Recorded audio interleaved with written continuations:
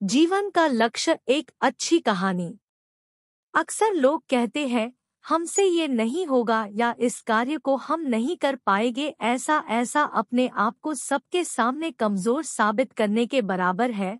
और ऐसा जो लोग कहते हैं वे लोग अपनी जीवन के कोई रिस्क लेना ही नहीं चाहते हैं, क्योंकि जीवन में बिना रिस्क लिए आप कभी भी आगे बढ़ ही नहीं सकते हैं।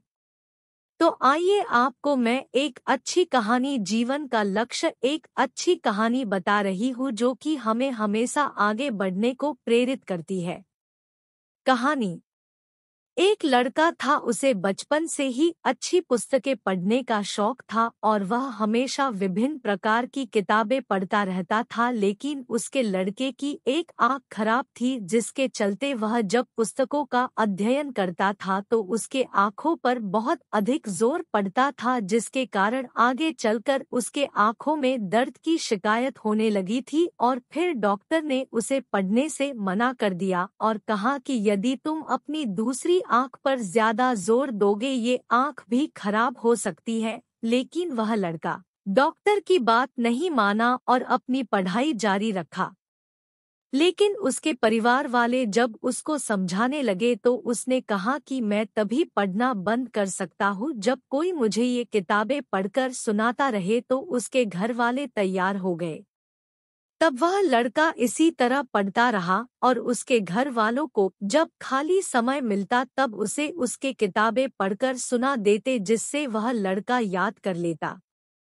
और वह लड़का अपनी दृढ़ इच्छा के चलते वह अपनी एमए की भी परीक्षा भी पास कर लिया और फिर वह लड़का आगे भी नहीं रुका और अपनी पढ़ाई जारी रखा। और फिर उसने अपने विचार दूसरों की मदद से लिखवाता और फिर जब उसकी लिखी गई लेख के विषय पुस्तक में छपने लायक हो जाता था तो वह उनको किताबें में छपवा देता था।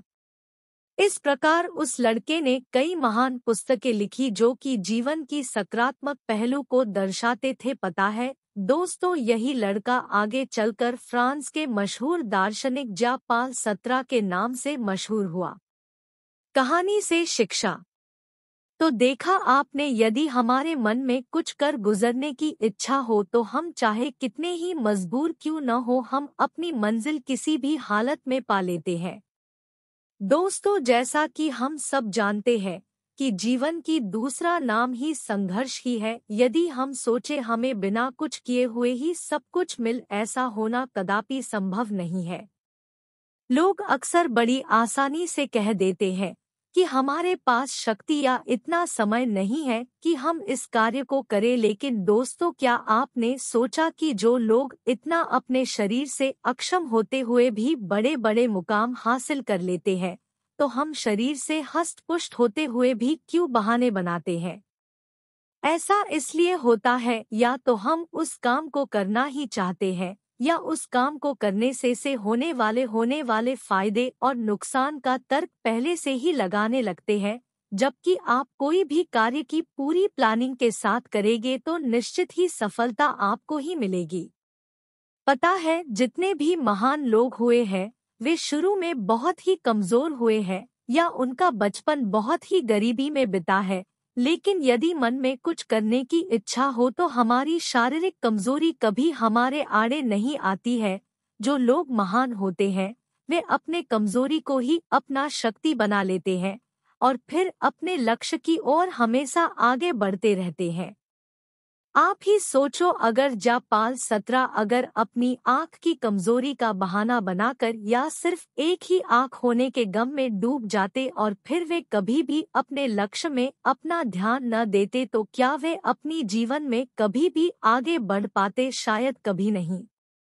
लेकिन जॉन पॉल सार्त्रे ने अपनी कमजोरी को अपना शक्ति बना लिया और उन्हें पता भी था कि वे ज्यादा अपनी आँख पर भार देंगे तो अंधे भी हो सकते हैं। लेकिन उन्होंने अपनी कमजोरी को अपने परिवार वालों के साथ शेयर करके अपने परिवार के सदस्यों का अपने कार्य के लिए मदद लिए और अपने लिखने का कार्य जारी रखा। और इस प्रकार जब उनके घरवाले व्यस्त रहते थे तो अपने विचारों को अच्छी पुस्तकों के अध्ययन से बढ़ाते रहते थे और फिर अपने विचारों को लिखवाकर पुस्तक के रूप में प्रकाशित करते थे, जो उनकी आजीविका और उनकी इच्छा के अनुरूप दोनों का यह होते थे, जिसके कारण उनकी कमजोरी उनकी ताकत बन गई थी।